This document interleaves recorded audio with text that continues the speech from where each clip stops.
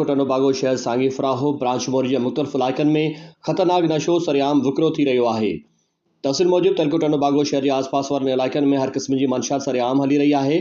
Ice heroine, कच्चो शराब, whisky, Safina, मैनपुड़ी सरेआम विकिरो थी रही आहे। मगर इंतज़ामिया पारां मंशात फ़रोशनि ख़िलाफ़ का बि कार्रवाई न पई कई वञे। आइस हीरोइन जो नशो एतिरो त ख़तरनाक आहे जंहिंजे करे केतिरा ई माण्हू कैंसर जहिड़े मौज़ी मर्ज़ में मुब्तला थी रहिया आहिनि।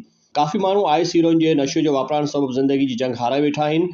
केतिरा ई माण्हू बीमारी जो शिकार थी विया आहिनि। मगर ॾेई शहर जे SHO मंशात फ़रोशनि अॻियां मजबूर ऐं बेवस बणियल आहे। आवाम chief justice of Pakistan IG Sindh DIG Hyderabad SSP Badin खां मुतालबो कयो आहे त सांगी फ्राहो ऐं ब्रांच मोरी शहर में मंशात जो कारोबार बंदि करायो वञे। सांगी फ्राहो शहर ब्रांच मोरी जे मंशात फ़रोशनि ख़िलाफ़ फौरन नोटिस वरितो वञे त जीअं मंशात ते कंट्रोल करे सघिजे। जमायत सलावत कमेटी पाकिस्तान के सदर फ़कीर मोहम्मद सलीम सयाल अवैस क़ादरी मीडिया से ॻाल्हाईंदे चयो त अल्हम्दुलिल्लाह ही जेको असां मौला अली अलैहिस्सलातु वस्सलाम जो जेको जश्न मल्हायूं था गुज़िश्ता 14 सालनि खां वठी 14 साल हर साल मल्हाईंदा आहियूं। ऐं उन में जेको सॼी दुनिया खे इहो पैगाम ॾींदा आहियूं त बाबा असांखे दुरूद पाक पढ़ी उहे ॾियो। त असां उहे असां सभिनी जो पढ़ियल दुरूद पाक मौला सखी जी आमद जी ख़ुशी में महबूबनि जी बारगाह में पेश कयूं। मौला अली अलैहिस्सलातु वस्सलाम जी बारगाह में पेश कयूं। ऐं ॾाढे आदम कोठी इमाम ज़माना ताईं कुल मोमिनीन खे उनजो हदियतन तोहफ़त सवाब पेश कयूं। ऐं हीउ जेको असांजो सिलसिलो आहे उनजे लाइ तयारियूं जेके आहिनि असांजूं जारी आहिनि। असांजा फ़क़ीर जेके आहिनि जमायत जा उहे सॼे ख़ैरपुर खे त अल्हम्दुलिल्लाह मौला जे बैनर इश्तिहारात सां पंफलेटनि सां सिंगारियो छॾियो अथऊं। अञा सिलसिलो अञा ताईं जारी आहे, हले थो अञा। ऐं जेको आहे हीउ असांजो फ़ी सबीलिल्लाह आहे। हिन में सिर्फ़ु असांजा जेके जमायत जा मुंहिंजा फ़क़ीर आहिनि, जमायत जा वॾा फ़क़ीर आहिनि, ख़ासि जेके आहिनि अक़ीदतमंद आहिनि, उहे माण्हू गॾिजी करे मूंसां ऐं हीउ प्रोग्राम असां कंदा आहियूं। ऐं हिन में बाक़ी जीअं माण्हू हिकिड़ा हूंदा आहिनि त जेको कोई प्रोग्राम करे पोइ सभिनी खां चंदा घुरण जे सिस्टम में निकिरी पवंदा आहिनि। उन शइ जे मां काफ़ी सालनि खां तव्हांखे ॿुधाईंदो रहियो आहियां त उन शइ जे मां ख़िलाफ़ु आहियां। इहो न कयो आहे, न इंशा अल्लाह ताला कॾहिं कंदासीं बि न। बाक़ी जेके मुंहिंजे जमायत जा मुंहिंजा फ़क़ीर आहिनि या मुंहिंजा अक़ीदतमंद आहिनि, नबी साईं जे सलवात जे करे मौला अली अलैहिस्सलातु वस्सलाम जे निस्बत सां असां सां मोहबत कनि था, उहे गॾिजी करे हे जेको प्रोग्राम कंदा आहियूं। कहिड़ो पैगाम ॾियणु चाहियो? मां इहो सॼी दुनिया खे इहो पैगाम ॾियणु थो चाहियां त इंसानु जेको जेतिरो थी सघे त इंसानु कंहिंजे कमु अचे ऐं क़ुरान पाक खे मञे। क़ुरान पाक फ़िरके वारे खां मना थो करे।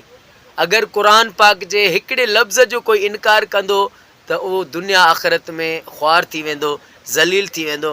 क़ुरान मना थो करे फ़िरका न विझो। पाण में असां गॾिजी रहंदासीं, फ़िरका ख़तमु थी वेंदा। हिक ॿिए जे अक़ीदे जो एतिराम कंदासीं, फ़िरका पाण ई ख़तमु थींदा। तफ़ुरका न विझो। ऐं ॿियो जेको मुंहिंजे महबूबनि जी हदीस आहे त हिकिड़ो अमल जेको आहे रोज़े निमाज़ खां बि अफ़ज़ल आहे, उहो इहो आहे त ॿ जेके मुस्लमान आहिनि विढ़ियल उन्हनि खे पाण में ठाहियो। अॼुकल्ह ॾिसो था असांजे सिंध में तमामु जेको आहे ॾुखायल हालात था हलनि, बिरादरनि जा झेड़ा थी था पवनि ऐं बिरादरनि जे झेड़नि मां वरी उहे क़ौमी झेड़ा था थी वञनि। उन में बेगुनाह जानियूं ज़ाया थियूं थियनि। मां हिकु पंहिंजे जमायत सलवात कमेटी सूबा सिंध जो चेयरमैन बि आहियां। उन सां गॾु मां हिकु समाजी वर्कर बि आहियां। मां इन्हनि शयुनि ते बि शुरू खां वठी नज़र रखी आहे त अहिड़ा जेके मसइला आहिनि उन्हनि में काफ़ी जाइनि ते असां जेको ख़बर आहे तव्हांखे त उन्हनि वटि विया बि आहियूं। त इहो पैगाम ॾींदुसि त ख़ुदा रा अमन जो पैगाम ॾियो, कंहिंखे विड़ायो न, ॿिनि माण्हुनि खे ठाहियो। मुंहिंजे महबूबनि जी हदीस आहे ॿिनि विड़ियल खे ठाहिणु इहो निमाज़ रोज़े खां बि अफ़ज़ल इबादत आहे। त अल्लाह पाक असांजे मुल्क पाकिस्तान के, सिंध धरती के, सिंधी अवाम खे अमा फ़ातिमत ज़हरा जे सदके बिरादरनि जे झेड़नि खां पनाह ॾे।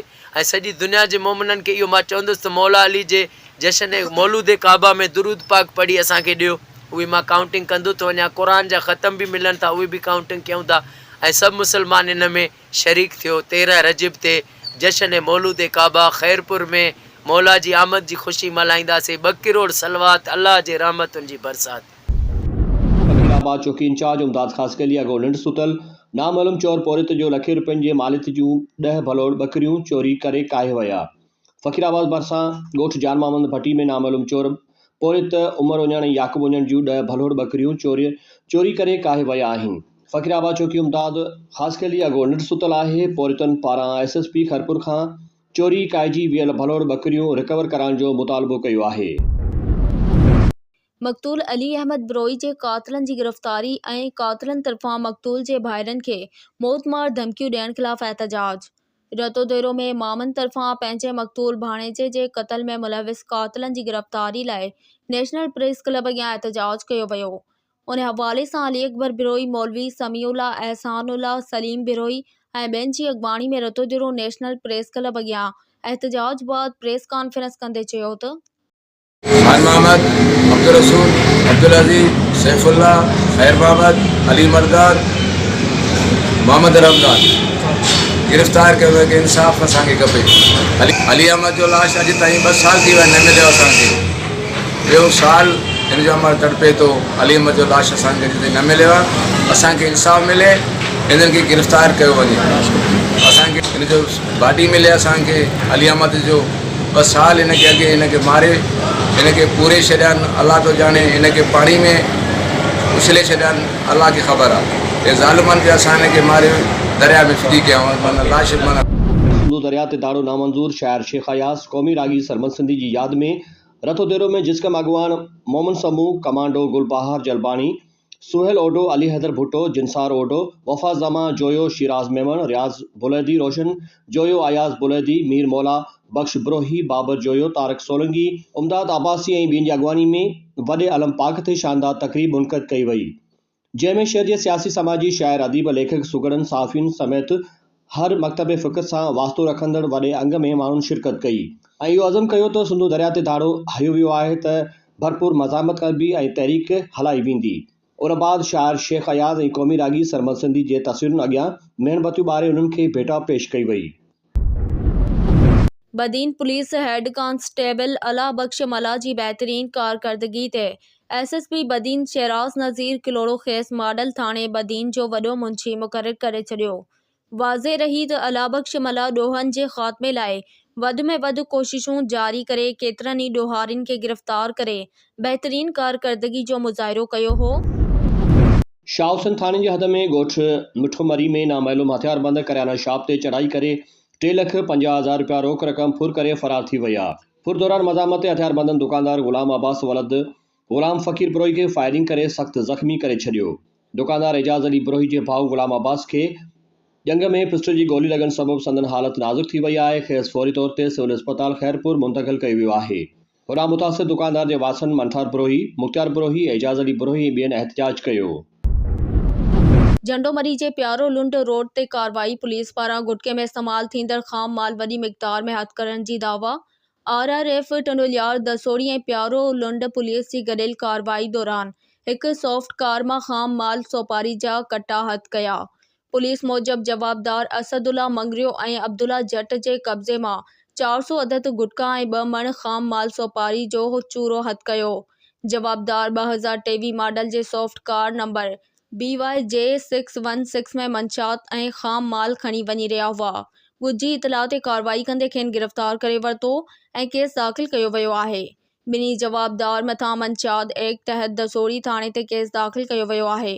ॿिन्ही जवाबदारनि जो तालुक़ डिस्ट्रिक्ट मीरपुर ख़ास सां आहे, जिन खे गिरफ़्तार करे केस दाख़िल कयो वियो आहे।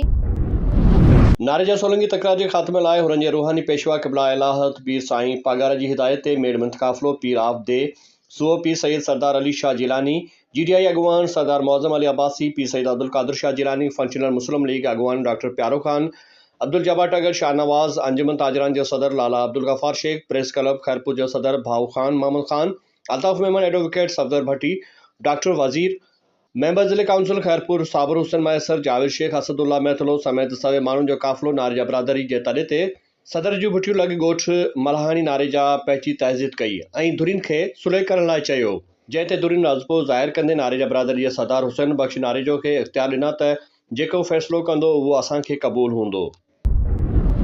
कुझु महीना पहिरियां ॻोठ दोदो ख़ान ख़ासकली रहवासी ताज मोहम्मद उर्फ़ इलाही बख्श ख़ासकली खां मोटरसाइकिल फुर थी वई हुई, जेका अॼु UC टालपुर वॾा जे चेयरमैन औकाफ़ ख़ान राजपुर ऐं टालपुर वॾा प्रेस क्लब जे सदर हुसैन बख्श ओठो मुमताज़ ओठो आवामी आवाज़ ऐं मज़लूमनि जो आवाज़ अलाह ॾिनो ख़ासि कली न्यू मेरान जे रिपोर्टर अब्दुल रशीद गोपांग जे कोशिशुनि सां SSP खैरपुर तौहीदुर रहमान मेमन फुरथियल मोटरसाइकिल मालिकनि इलाही बख्श ख़ासि कली ऐं बोज़ार वॾा रहवासी फरमान अली अब्बासी खे वापसि करे ॾिनियूं। जियो SSP खैरपुर तौहीदुर रहमान मेमन।